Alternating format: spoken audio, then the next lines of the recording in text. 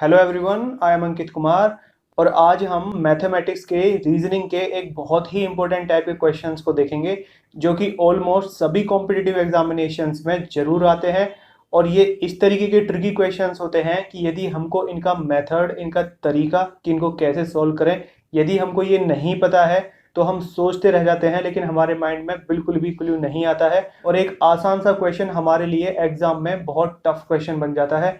Okay और competitive examinations में इस टाइप के क्वेश्चंस स्कोरिंग क्वेश्चंस होते हैं। ऑलराइट, तो आज हम देखेंगे कि इस क्वेश्चन को कुछ सेकंड्स में ही कैसे सॉल्व किया जाए और एक डिफिकल्ट और ट्रिकी क्वेश्चन हमारे लिए आसान क्वेश्चन बन जाए। ऑलराइट, तो हम देखेंगे कि जब ये क्वेश्चन हमारे सामने एग्जाम में होता है तो हमको इसमें क्या देखना चाहिए और क्या और कैसे सोचना चाहिए ताकि हमको बड़े आसानी से जल्दी ही आंसर मिल जाए। ऑलराइट, तो हम इसको स्टेप बाय स्टेप फॉलो करेंगे तो हमको बड़े आसानी से आंसर मिल जाएगा कुछ सेकंड्स में ही।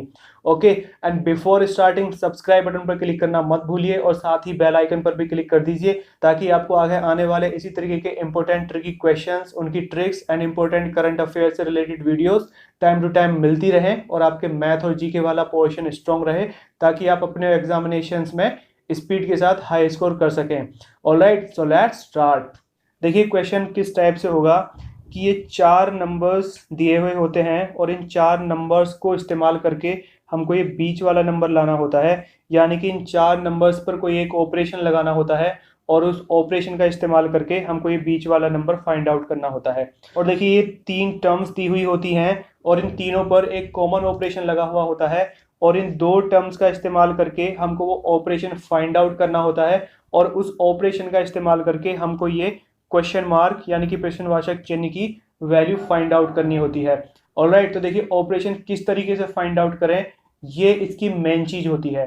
तो देखिए इस क्वेश्चन में दो ऑपरेशंस लगते हैं, एक तो इन नंबर्स पर ऑपरेशन लगता है और दूसरा इन नंबर्स का ऑपरेशन के बाद जो रिजल्ट आता है उस पर ऑपरेशन लगता है। ऑलराइट, और उस ऑपरेशन के बाद में ये फाइनल आंसर आता है।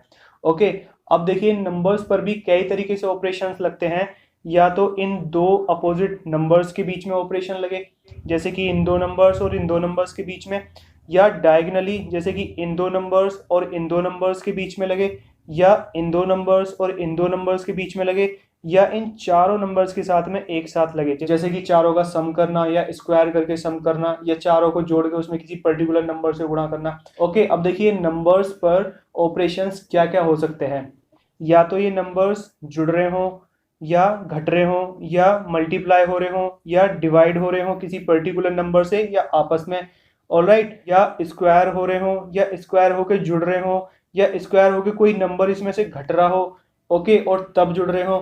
तो इस तरीके के तमाम ऑपरेशन इन नंबर्स पर लगते हैं। और जो दूसरा ऑपरेशन है जो कि हम इन नंबर्स पर ऑपरेशन लगाने के बाद जो रिजल्ट आता है उस पर लगाते हैं, उसमें क्या ऑपरेशंस लगते हैं, कोई पर्टिकुलर नंबर हम उसमें जोड़ रहे हों या घटा रहे हों या किसी नंबर से हम उसमें भाग दे रहे हों या किसी नंबर से हम उसमें गुणा कर रहे हों या हम उसका आधा कर रहे हों या हम उसमें 10 का भाग दे रहे हों।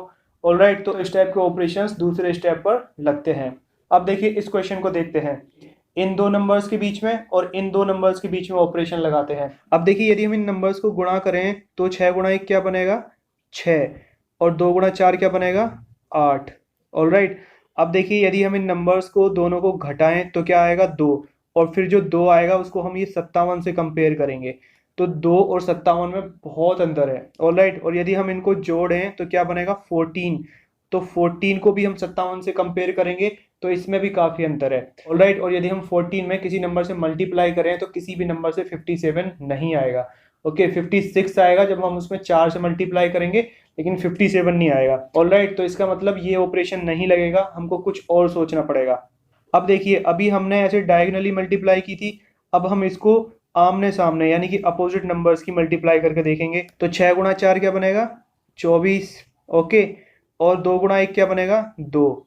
ठीक है, तो यदि हम इनका सम करें तो क्या आएगा, 26, और यदि हम 26 में किसी नंबर से मल्टीप्लाई करें तो 57 आ सकता है क्या, नहीं आएगा। तो इसका मतलब हमारा ये वाला ऑपरेशन भी नहीं लगेगा। अब हम कोई और ऑपरेशन देखते हैं।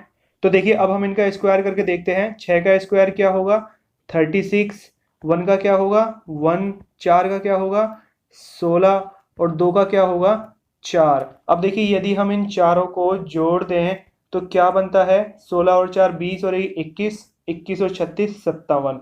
ऑलराइट, तो देखिए ये ऑपरेशन इस पर एप्लीकेबल होता है। तो अब हम इसको इस पर अप्लाई करके देखते हैं, और यदि ये इस पर अप्लाई हो जाता है तो हम इस ऑपरेशन का इस्तेमाल करके हम इस मिसिंग नंबर की वैल्यू फाइंड आउट कर लेंगे। ऑलराइट, तो देखिए ये ऑपरेशन अब हम दूसरी टर्म पर लगा के देखते हैं।